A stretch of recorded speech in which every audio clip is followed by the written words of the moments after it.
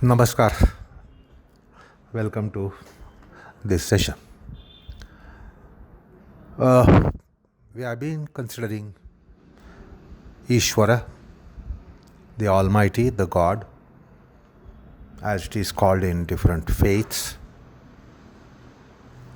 And in the last session, we came to a very basic point, very moot point, that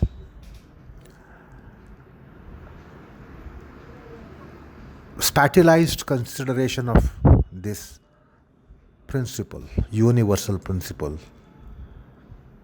is illogical, improper, misleading. So basically, we need to overcome this, the spatialized view.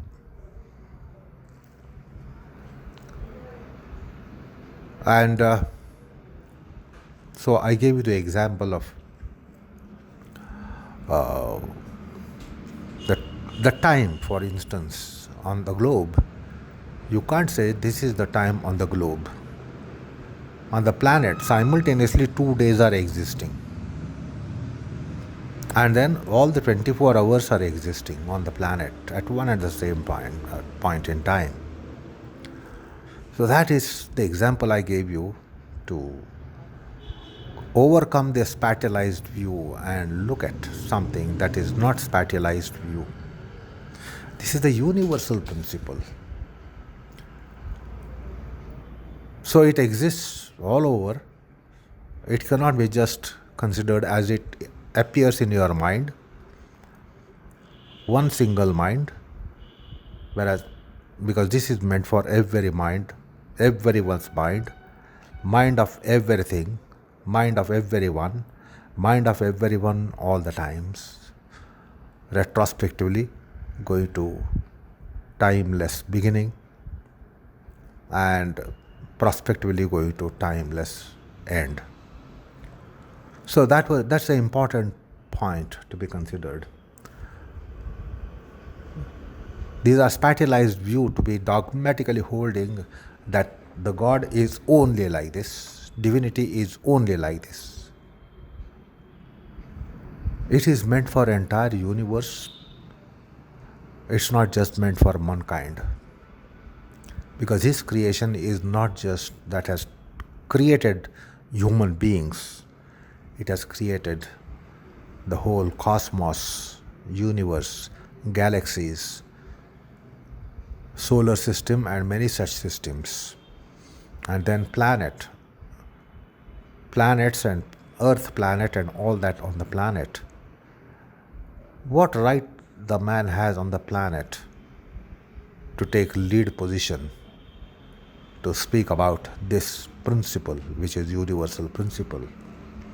After all, the Earth is just a dust particle in cosmos.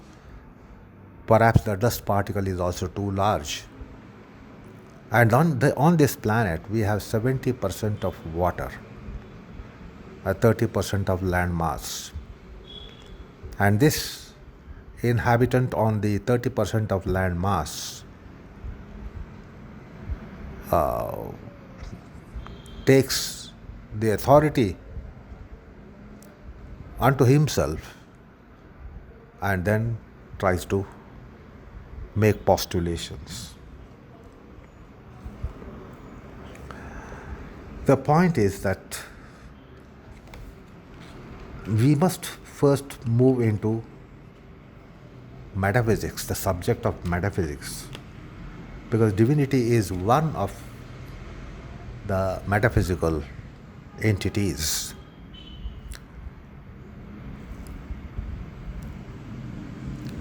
And therefore, in ancient wisdom, we have the concept of Adibhuta, Adideva, Adhyatma, and then Bhagavad Gita's contribution quite significantly by way of Adiyagnya.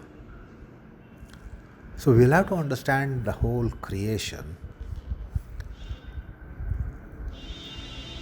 and then we can be logically thinking or perhaps rightfully thinking about the creator.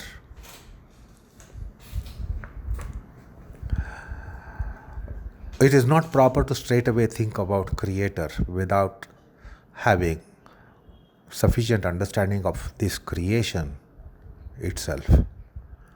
So metaphysics first introduces us to the creation, tells us about the constitution of creations, the universals in creation, the realities in creation, then virtual realities in creation, appearancy form of creation, essential form of creation, the constitution of creation,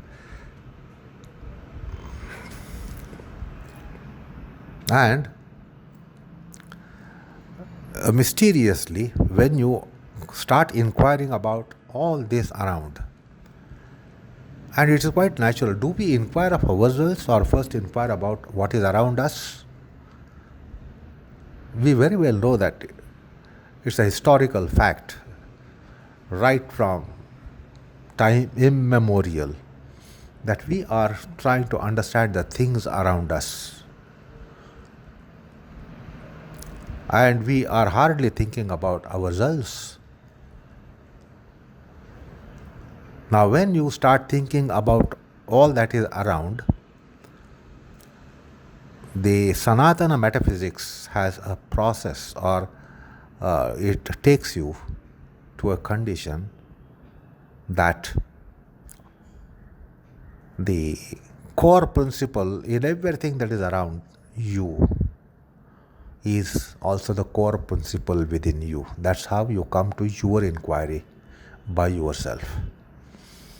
It is not that in Adhyatma you are straight away asked to inquire about yourself. Who are you? First of all, what is all this? When a baby takes a birth, and then a baby grows, it wants to know all the things which are around us, and no baby says straight away, jumps to understanding itself. Who am I? What all is this?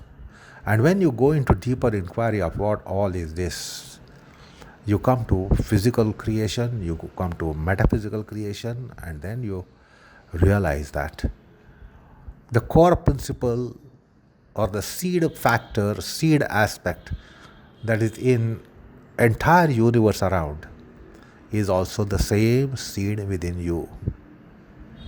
That is why Upanishadic mention Tat Tvamasi. So first looking all around. And this is a natural way for any biological being. No being comes to birth and goes on inquiring, who am I, who am I, who am I, who am I. It goes on inquiring, what is this, what is this, what is this, what is that, what is all this. And when the inquiry deepens, it comes to metaphysics of matter around it. And then the realization is that the core principle of all matter around, which is with me, with which I am living, with which I am putting up, with which I am sustained, it is realized that the same core principle is within you.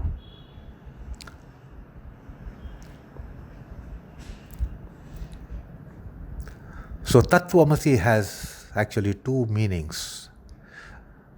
That thou art. That means divinity. And you are that. This is one meaning. But before coming to this,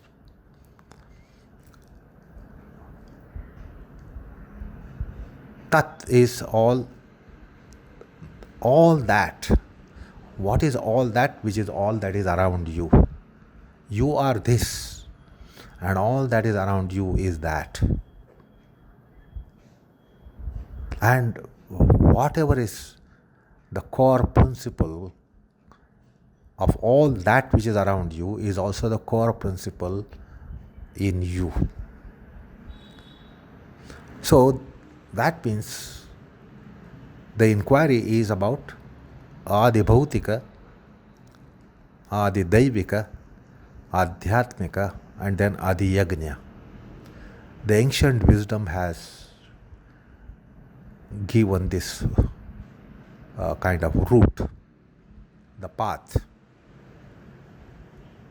It is not that even if you go to Vedic periods, the inquiry was not commencing with who are you, who am I. The inquiry was definitely what is all this? Why is all this? How is all this? Because we are perceiving what is around us. The baby doesn't perceive itself. The baby perceives everything that is around it. So the inquiry goes on, what is all this? From where all this is? Why for all this is? And how all this is? So if we go by this inquiry, then you will not be coming or fumbling in your process of inquiry when you really think of what the God is, what the divinity is, what the Almighty is. So understand, the mysticism says the Sanatana Dharma, it refers to that as self, and the self, S capital, and we ourselves are self, small self. We are not body, we are not mind, we are not senses, we are not breath, but we are self.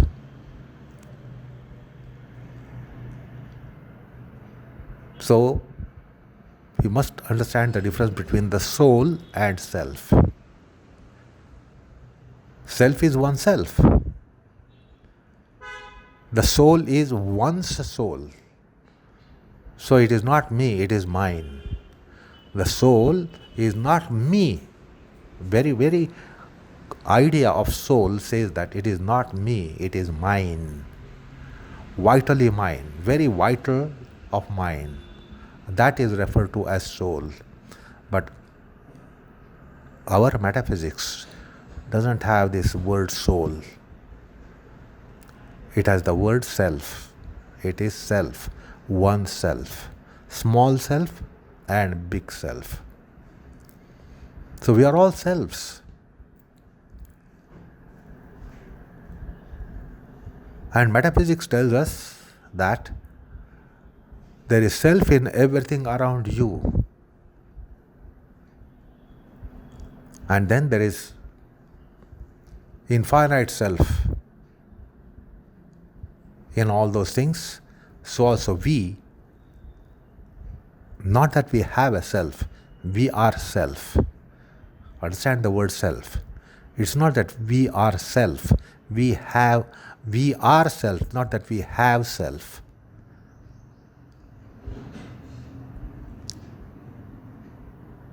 And then we have also the universal self within us.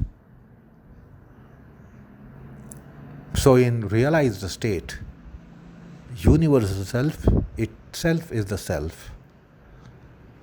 So that's why these words are Atma, Paramatma. Atma means self. Paramatma means higher self. The point is, all our inquiries commence with what is around us. Have you come across any child after having taken birth asking a question? First question, who am I? Its questions are, what all is this around me? It has inquisitiveness for the things around it. And therefore, this is the process in Upanishads. Upanishads do not straightaway postulate divinity and God. It starts describing His creation. What is His creation? Because we are familiar with the creation, we live in creation, and the creation is around us. And we are made to know the creation. So the creation is said to be in these tiers. Adi Bhautika, that means the elemental form of it. Adi Daivika, celestial form of all this, and then Adhyatmika, the self aspect in all this, the centric aspect in all this, the core aspect in all this.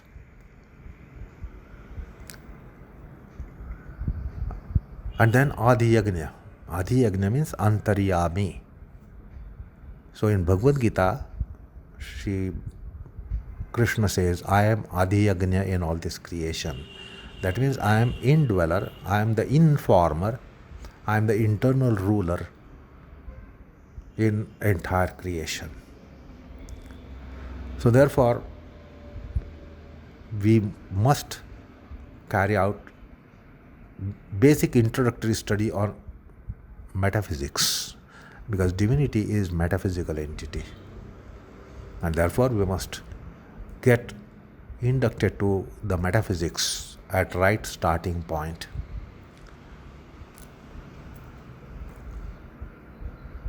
And therefore the Sanatana Dharma has this postulation of 3 tiers of creation: Adi Bhautika, Adi Daivika, Adhyatmika. And then an Adhyatma Yoga led the Adi Yagna. We have ourselves, we are woven around ourselves. The self is centric thing, like a seed in a fruit. And the seed has potential fruit in itself, because the seed has potential plant of that class, and that plant bears out that fruit. So this is the bija aspect.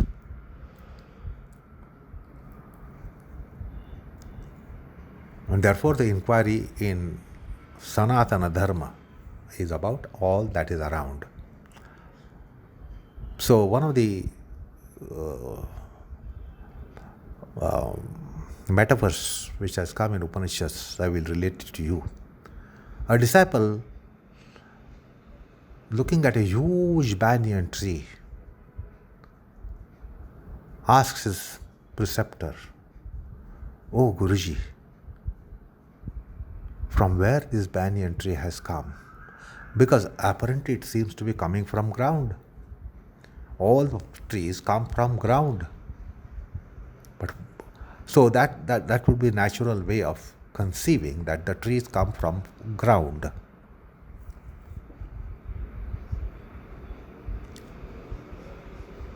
So what is this? Huge banyan tree having widespread umbrella over the trunk of the tree.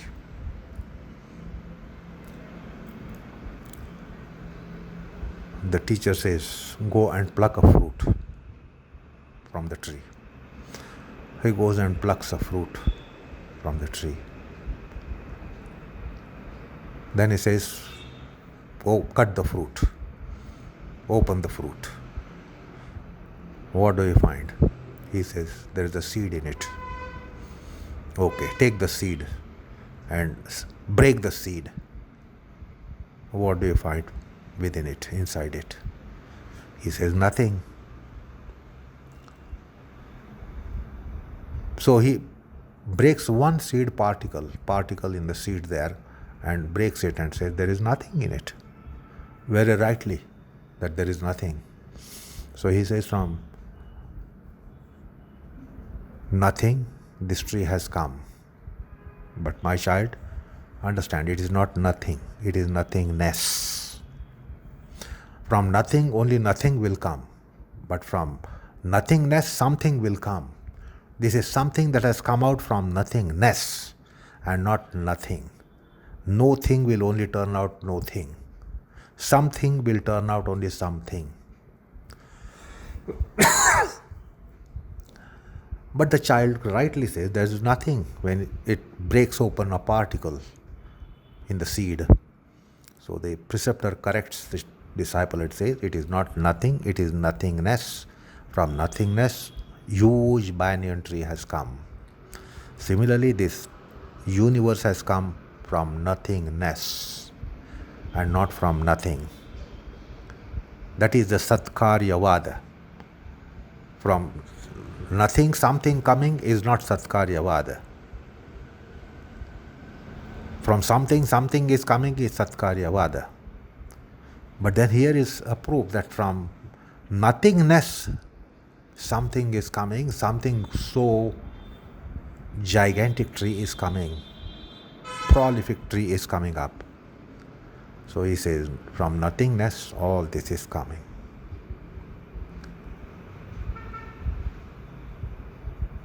So, in Sankhya metaphysics, we are told about avyakta, nominal.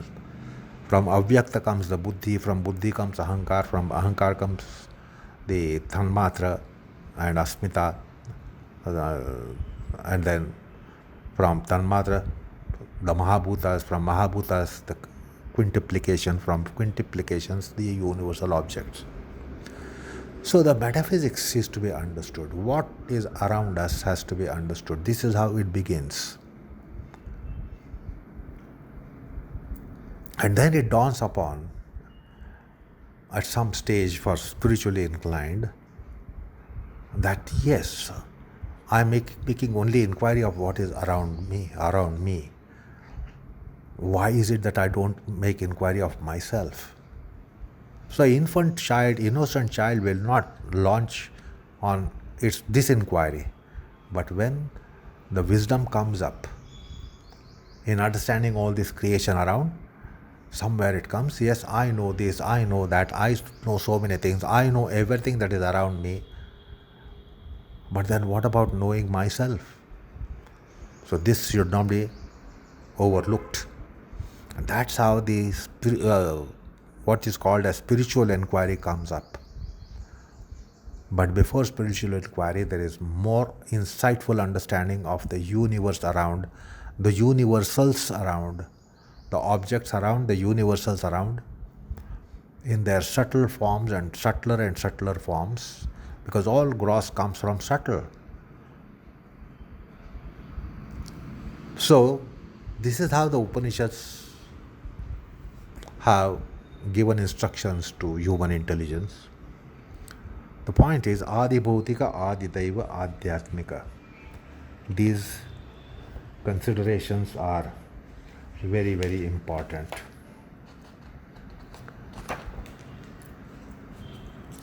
Now, coming to the topic that we are discussing, the divinity, the God. This was our inquiry.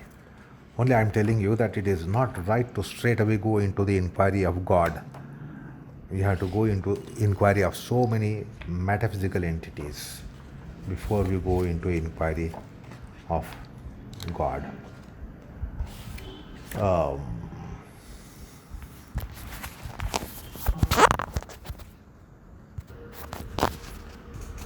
Anyway, we are coming to this point that the Sanatana religious consciousness, dharma, realizes that divinity must be appealing universally and not just to particular creed and class of people which the isms has created. Isms has created wells and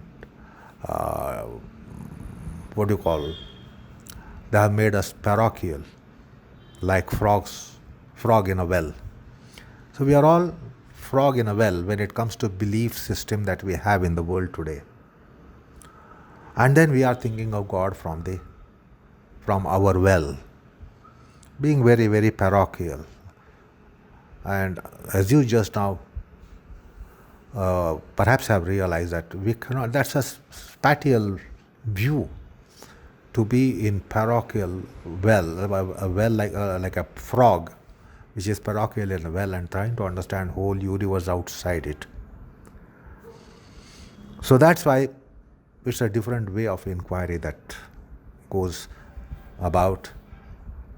And I told you just now about the Adi Bhautik, Adi Devik, Adhyatmik, Adi Yagni, etc. Anyway, the divinity must be appealing universally. It cannot be appealing particular class of people, particular grade of people. It should be appealing to every kind of people at large, entire living creation and non-living creation.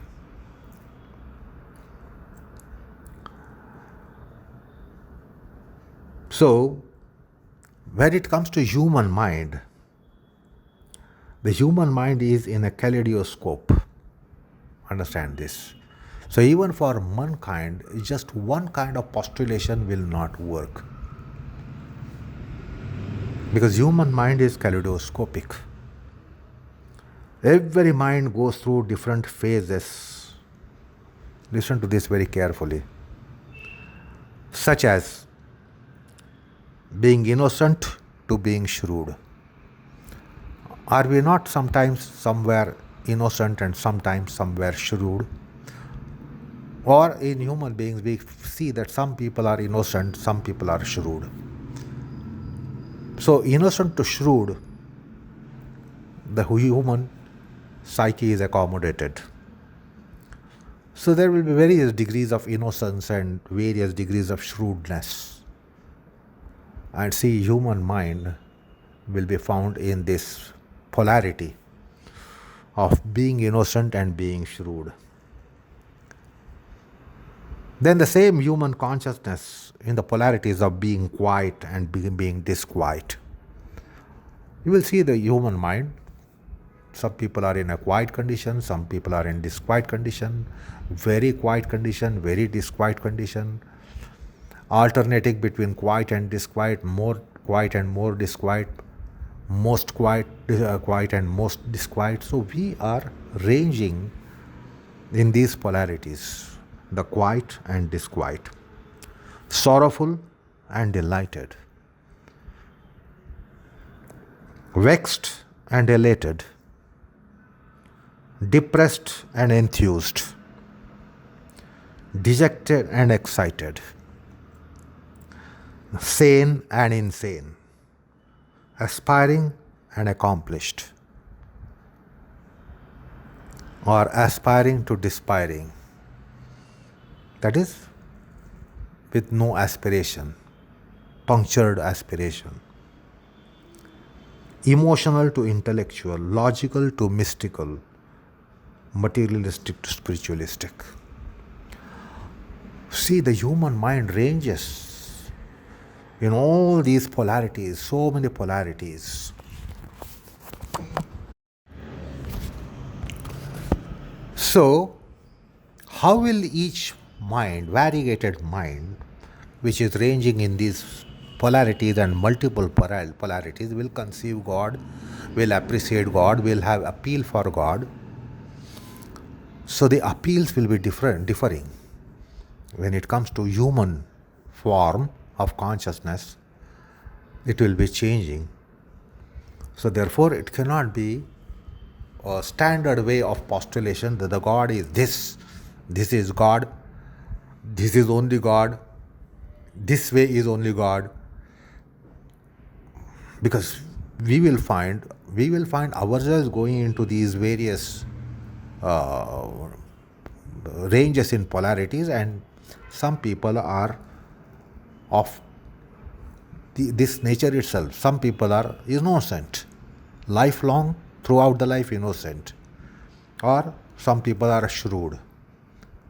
So, understand what will appeal an innocent and what will appeal a shrewd, or what innocent can comprehend and what a shrewd can comprehend, what innocent can understand and what a shrewd can understand, are different things.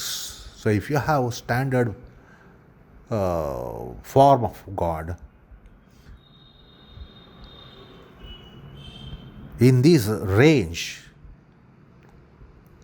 it is possible that God will not be understood, or God will not be accepted, or the God will not be appealing.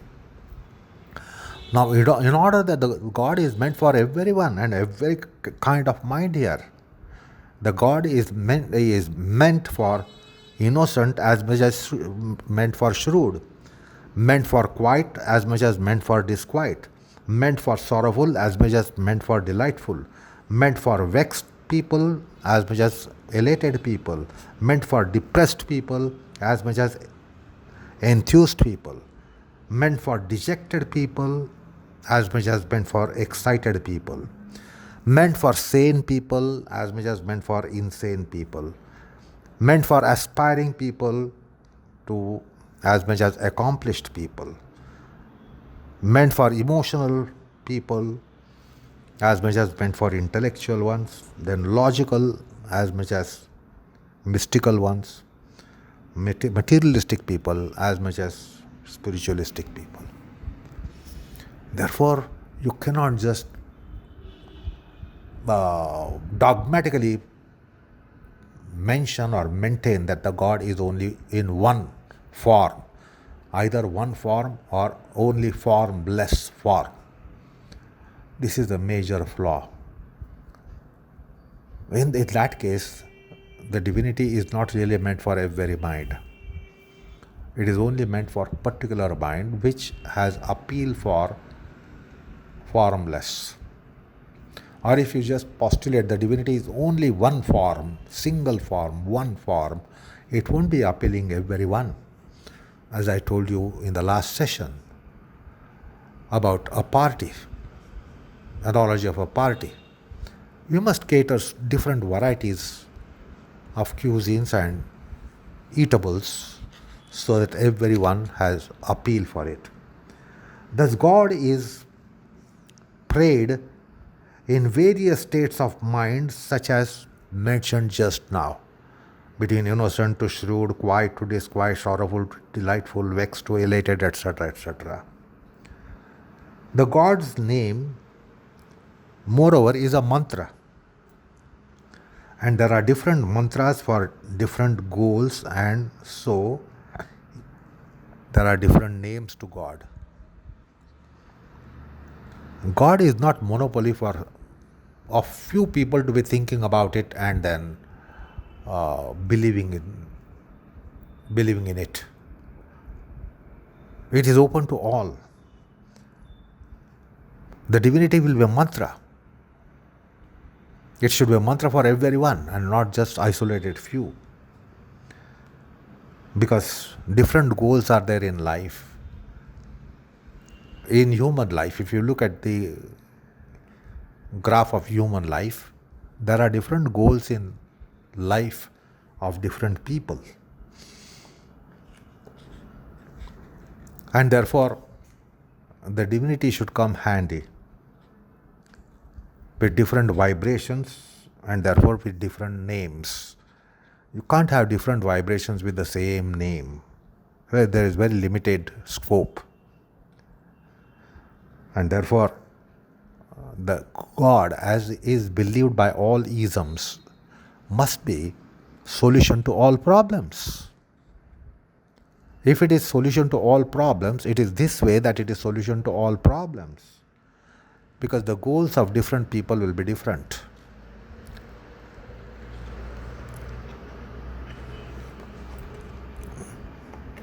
So therefore, that is the reason why essentially the divinity is in so many forms.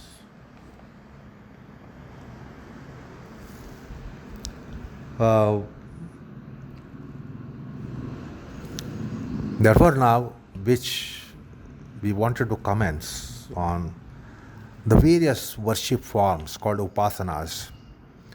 See, the Sanatana Dharma opens out enormous portal whereby everyone can opt for what is suitable for oneself. So therefore there are concepts such as the divinity of which we are speaking about, Ishvara, the God, the divinity. It is Murta, it is Amurta. It is Murta as well as Amurta. It is Vyakta as well as Avyakta. It is Saguna as well as Nirguna. It is Savishesha as well as Nirvishesha. Now there is therefore no room for conflicts. But if there is dogmatism, like it is there in all various beliefs and isms, that Almighty is only like this, then there is a lot of room for conflict. In order that there is no room for conflict, this is how is the arrangement in our thought system, our philosophical systems, our religious systems. So the God is Murta, the God is Amurta. The God is Vyakta, the God is Avyakta. The God is Saguna, God is Nirguna. The God is Savishesha, the God is Nirvishesha. The Brahman is Murta, Brahman is Amurta. Brahman is Vyakta, Brahman is Avyakta. Brahman is Saguna, Brahman is Nirguna. Brahman is Savishesha, Brahman is Nirvishesha. So this is most circumscribing approach, and this is not just an approach, this is the reality.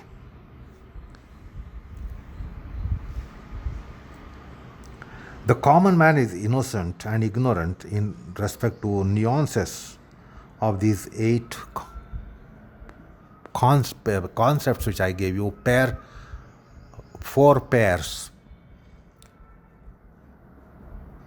And all these are subject matter of Upanishads. Upanishads have dealt with this. They don't reject one and accept the other. So it is not only the 2 kinds of poles, whether the God is formful or formless. That is quite naive and that is quite gross outlook, whether with form or without form. So, some of the isms and religions believe that the God has no form, while there are some religions who say that the God has form. So it is not just form. These are again subsects available. When it comes to with form, it can be Murta, Vyakta, Saguna, Savishesha. These are the grades. Or when it is formless, then it can be Amurta, it can be Avyakta, it can be Nirguna, it can be Nirvishesha. And all these portals are available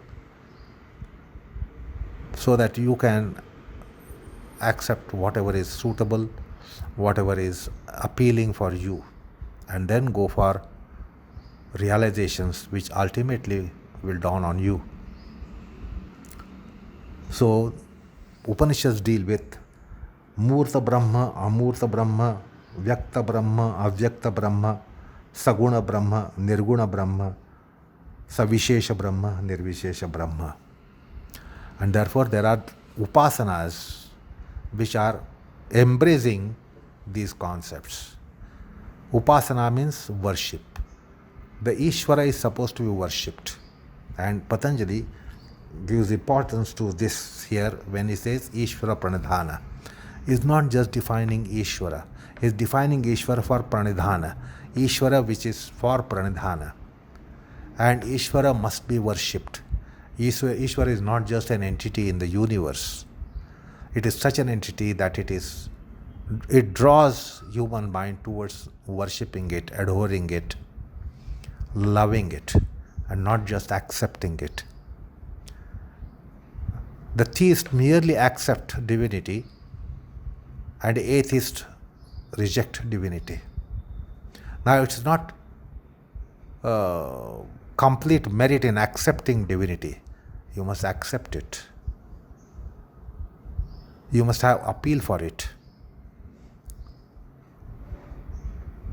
It must have appeal for you. And then you must love it. You must have bhakti for it. Bhakti is the kind of love that is there between a devotee and divinity. So it is something that one will fall in love with it sooner or later. Later, if not sooner. It is such an entity, it has such a gravity that it will make you love it and make you realize that it is loving you.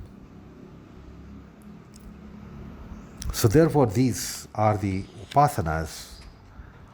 So in Sanatana Dharma, we also have this concept of formless divinity, that is, which is avyakta, which is amurta, etc., etc.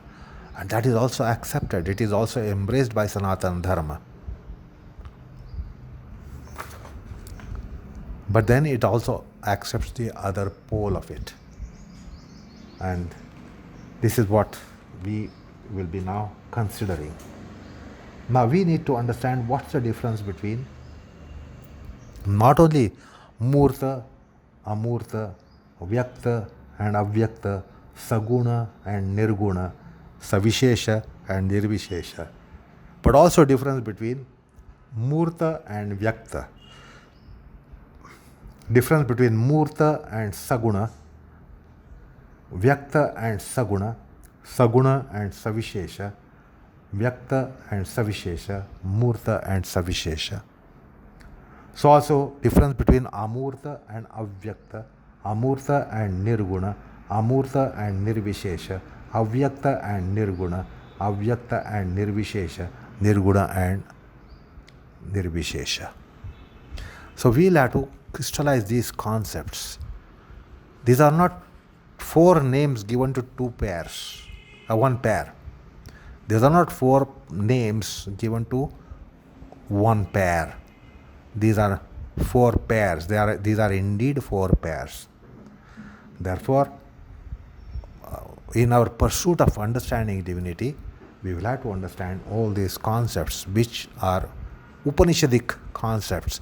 Upanishads have explained this. Upanishads have dealt with this. So therefore, we will be trying to understand. It's not that Sanatana Dharma rejects formlessness in divinity. It accepts formlessness. So, Sanatana worshippers are worshippers of formless as well as formful. And that's why it is all encompassing. So that all can come to the fold of worshipping divinity in whichever form is appealing, whichever form is suitable wherever and whenever.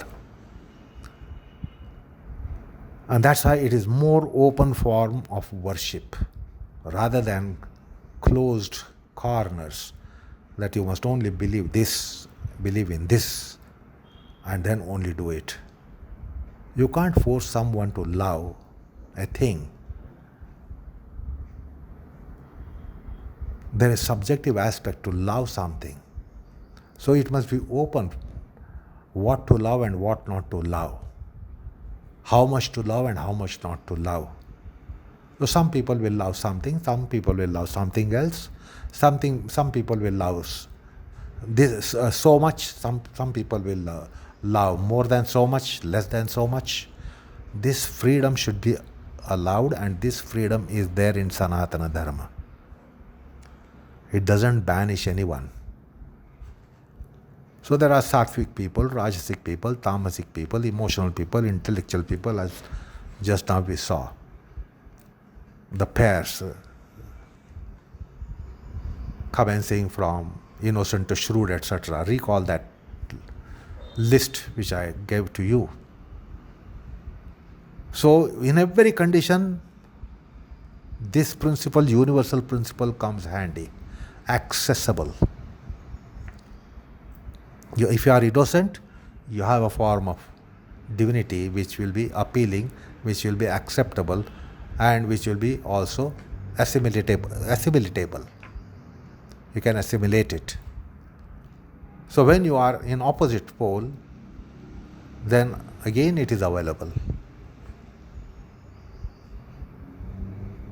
So for every condition that comes in human life, it is available. So also it is available to all beings. It is available to all things. In our mythology, we come across, which was actually reality, the topic called Gajendra Moksha. The elephant praying the Almighty. The elephant did not know the name, yet he appealed that omnipotent, omnipresent, omniscient principle and beseeched that it should be saved, and elephant was saved. So God can be called in so many names. That's why there are so many names. Anyway, so in our next session, we will start understanding this concept, which is Murta, Amurta, Vyakta, Avyakta, Saguna, Nirguna, Savishesha, Nirvishesha, which is unique to Sanatana Dharma and Sanatana metaphysics, Sanatana philosophy. But that is for next time. Enough for the time being. Namaskar, all of you.